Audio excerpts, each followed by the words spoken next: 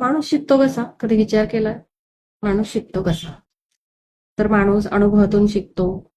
अ, त्याच्यानंतर माणूस निरीक्षण करून शिकतो आणि त्याला पडलेल्या प्रश्नांची उत्तर शोधत शोधत तो शिकतो. त्याच्यानंतर अजून संवादातून शिकतो. एकमेकांशी संवाद साधतो आपण. आपले बरेचसे समजून घ्यायचे असतात गोष्टी. मग संवादातून माणूस शिकतो. आणि अजून चिंतनाने शिकत असेल म्हणजे जे काय त्याला समजले त्याचं तो चिंतन, मनन करतो आणि मग त्यातूनही तो एका निष्कर्षावर येतो आणि मग तो काहीतरी शिकतो. तर ह्या सगळ्या शिकण्याच्या पद्धती आहेत. पण आपल्याला काय वाटतं, आपण शाळेत गेलो तरच शिकतो.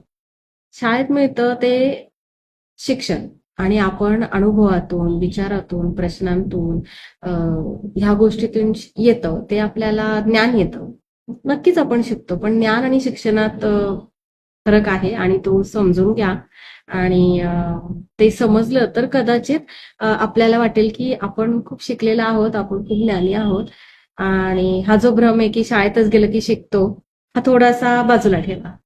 अ, मी सांगते म्हणून समजून घेऊ नका, बघा विचार करून.